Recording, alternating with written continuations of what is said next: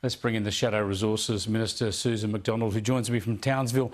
Thanks for joining us, Susan. Look, the states are being a bit precious here, aren't they? Because if we've got an energy crisis in this country driven by renewable energy policies, the states have been a big part of that agenda.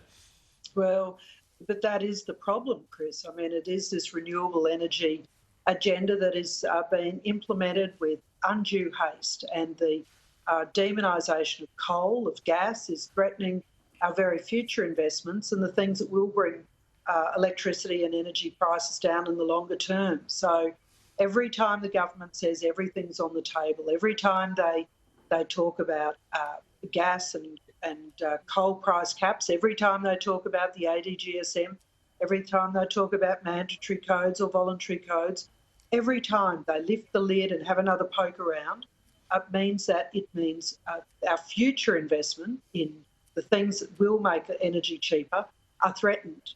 And I think it is no mistake at all that it is soon after this government came in, when we had the industry minister starting to trash talk the gas industry, start to trash talk the coal industry, that prices started to escalate, because there was just no incentive at all in order to bring those parties to the table the way previous ministers, Angus Taylor and Keith Pitt, were able to. So, you know, this is a government that is divided, that has no idea about what the solutions are. You've just heard the state premiers. Yeah, they don't want to do it, but can these price caps on coal and gas work? Will they work for consumers in this country? Well, what it will do is ensure that the states miss out on royalties, they'll miss out on taxes that they use to pay for schools and roads and hospitals.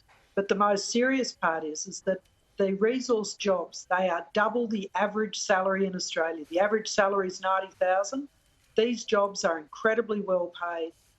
Can you imagine a future where we don't have those jobs in Australia? And that's exactly what this government is threatening with this everything's on the table kind of agenda. The irony is that while they're doing this, as you say, demonising coal and gas, and now talking about putting caps on the price of coal and gas, the budget is being boosted enormously because of the high demand and high prices for our coal and gas overseas.